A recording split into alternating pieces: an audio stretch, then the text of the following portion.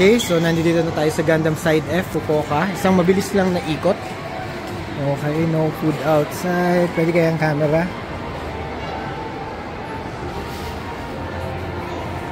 Shimasen. Camera okay. Recording. Picture okay. Picture okay. Okay. So mabilis lang na video kasi bawal ang bawal ang video dito. Okay, this one, mga shirt, ang presyo nila for 4. Okay, so ito yung bagong Gundam na series. May mga din sila, stuffed toy. Ang cute. Though hindi ko pa napapanood yung bagong series. So ito yung bagong Gundam RX-78 Fu. Ayan, 3960. And then meron din sila entry grade 11. Ito yung robot spirit nila. Unfortunately wala na ng RX-93, so ito na yung bago nila. So nag-iisipan ko kukunin ko to pero mahal eh. Meron din sila nito for 620. Yung clear color limited edition. It's just got restocked. So RG siya. Ganito yung tsura. And then may RG din sila na regular color. 5 to 80. Yan yung tsura. Ito pa isang clear color. Ang ganda niya actually. Kaso lang hindi ako fan ng mga clear color na mga toys eh. Madaling mabali or madaling manilaw. Meron din yung Sasabi 8580. May mga stuffed toy din and mugs. Mugs nasa 1760.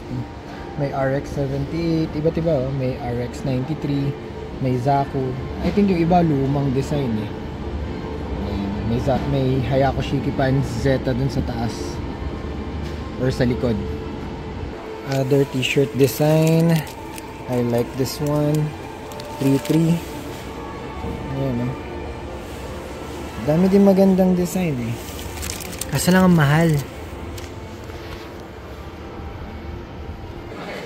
Meron din ng entry grade at 1,430. This one is cheaper. Ito yung tsura niya. Galing eh.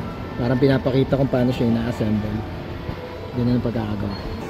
Ito ang ganda RX-78-2 version 3 na recirculation color, neon green. Ganda. Ayan siya. Though hindi ako ganong fan, pero limited edition siya. Price is 5,720. Ito maganda din souvenir sa trip na to. 2,750. Gundam Freedom Mighty. Ayan yung tsura niya. And lastly, merong birthday keychain dito for 1,1. So pag birthday mo, pwede kang bumili ng keychain. Ito. Nakalagay yung date. Tapos ganito yung tsura niya. Ayan. So I think that's it for the Gundam Side F Fukuoka. Bonus shots. Ito yung entrance niya.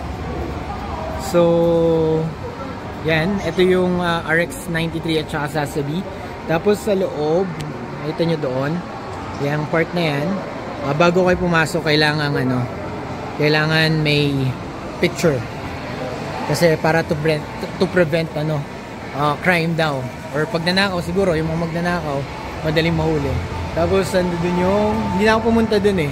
Kasi nga, bawal ang video. Ayun yung mga limited items nila. May mga display sila.